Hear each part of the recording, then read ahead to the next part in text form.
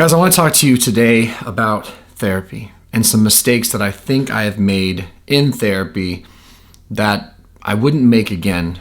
And I certainly wish I could go back and redo just to save time and get more out of my therapeutic experience. So if you've ever wondered if perhaps there's something wrong, or that maybe you could be doing something better, or maybe you are behaving in a way that isn't serving you, but you don't know what exactly is the problem, you might consider therapy. It's good to make sure you're not leaving something on the table that could easily be brushed away if you just knew it was there. That's one of the big things about therapy, is getting a better understanding of yourself and how you interact with people, places, and things. The number one mistake that I think historically I've made is I've come in unwilling to be completely honest and vulnerable with my therapist.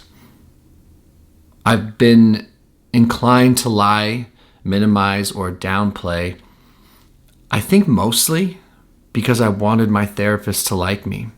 I wanted my therapist to think I was put together. I wanted my therapist to think that I was charming, that I was likable, that I was smart, that I was emotionally stable.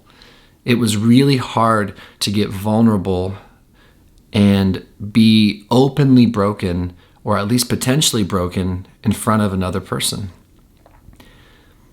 And so I lied, and I've minimized, and I've downplayed, and I've dismissed things that eventually had to come out.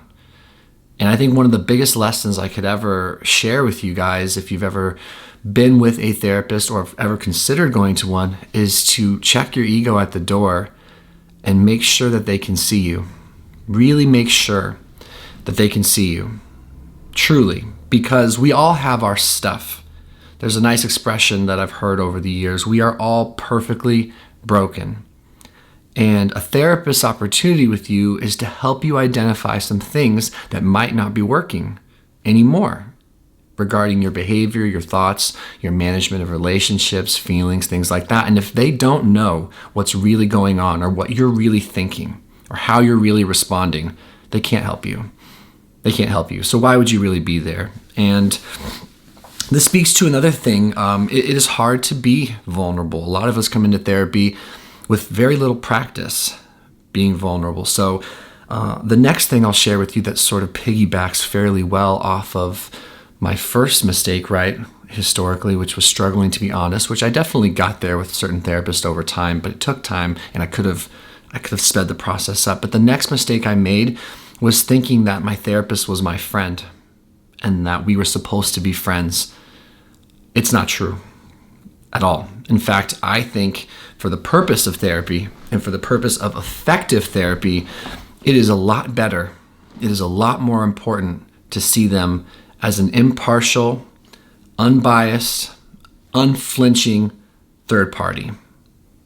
The best response and the best growth and feedback that I've ever received in therapy came when I finally stopped trying to be my therapist's friends. And more importantly, it came when I finally met a wonderful therapist who I used to see, who wasn't trying to be my friend and had no interest in being my friend.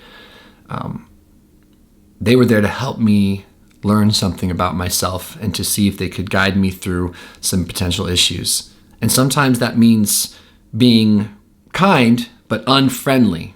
And sometimes that means saying things that maybe I don't want to hear, or maybe that no one else has had the language for or the emotional balance to bring to my attention.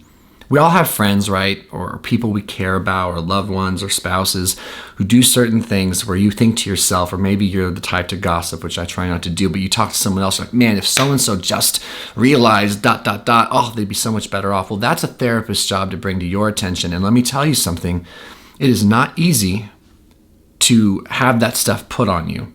It's not easy to hear things about yourself that are unflattering or unsavory. And the opportunity you have with a therapist is to detach yourself emotionally from that sort of feedback, because they are not there to be your friend. They are not there to be your friend. So I really think this is an incredibly important thing. And honestly, this mostly falls on the therapist to make sure that they are not playing into grab ass buddy buddy behavior, and they're just remaining calm, professional, and neutral, and giving you an opportunity to see yourself. And the third thing I might say when it comes to therapy, give yourself enough time to feel comfortable to get real and get ugly with them. Don't skip out on therapy too soon. There can be some hesitation when sharing things with someone that maybe you've never shared with anyone before, but one thing is certain, right? Something brought you to that chair, to that couch. Something has you in therapy or thinking about therapy. There needs to be something addressed, and that's a good thing. There's nothing to be ashamed of, but don't quit the process before you finally find the avenue of vulnerability to say, this happened to me, this is what I thought, this is what I did, this is what I've been feeling, this is what's really going on. Give yourself a chance to develop some rapport with your therapist and tell the truth. So you have to give it time. In a perfect world, we would all go into therapy and we would cut the shit right away. But it's an imperfect world, and we're imperfect people. So make sure that you're patient.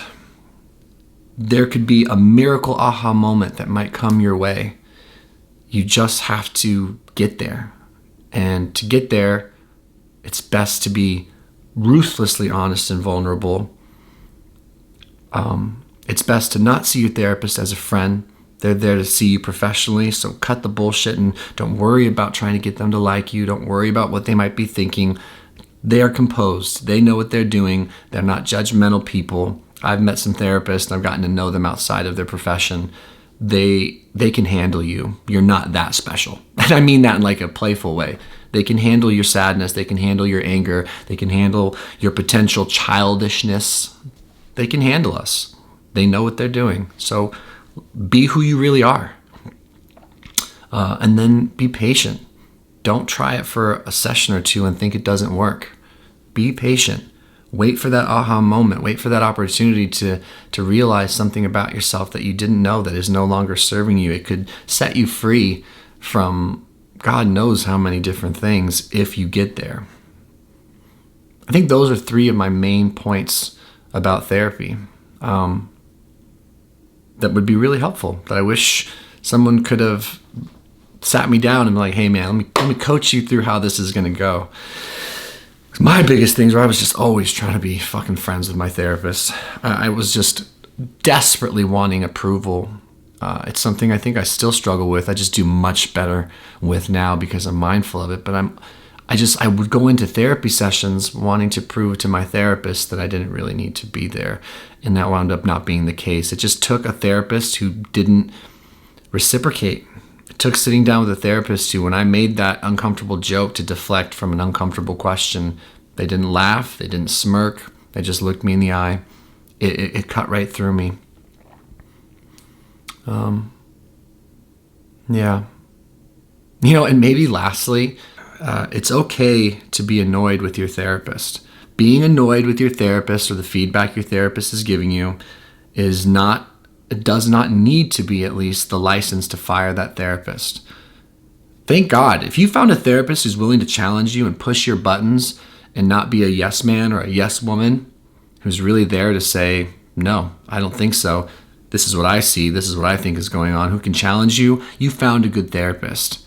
So be mindful of that going in. I think a lot of people go into therapy, myself included, thinking that the therapist is just going to be exclusively on their side and trying to make them feel good or okay. And there's a fair bit of that as far as trying to help you accept yourself and not punish yourself and not put yourself into shame spirals. There will be some reinforcing, but the best therapy I've ever gotten has come from therapists willing to call bullshit and challenge me and trigger me to an extent and force me to realize things that I didn't want to look at. Because if we had it all figured out, if I'd come into therapy with it all figured out, why was I even there? And if I wasn't willing to be vulnerable, if I wasn't willing to accept that I might need to work on something or that something I was doing might not be serving me, why bother? Why was I even there?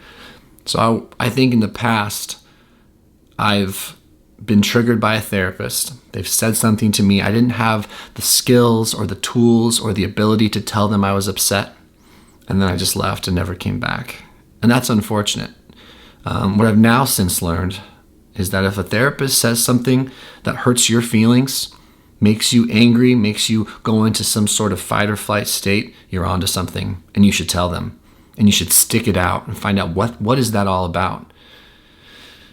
Because it might just change something in you forever. Because remember, they're not there to be your friend, and you don't need to impress them at all. You need to be as brutally honest with them as you can. And you need to give it time. So that's my video for you guys today. I'm still sort of waking up. It's fairly early. But I hope that was helpful. In the comment section below, please let me know if you agree, if you disagree. Let me know what some of your experiences have been like in therapy that have been good and bad. What are some tips you might have along the same lines as what we've been talking about, as far as what you might do different if you had to do it again, or some suggestions to get the most out of therapy. Yeah, I'd be very curious to see what you guys have to say. I appreciate you. My name is Noah, and I'll see you guys in the next video. Adios, my friends.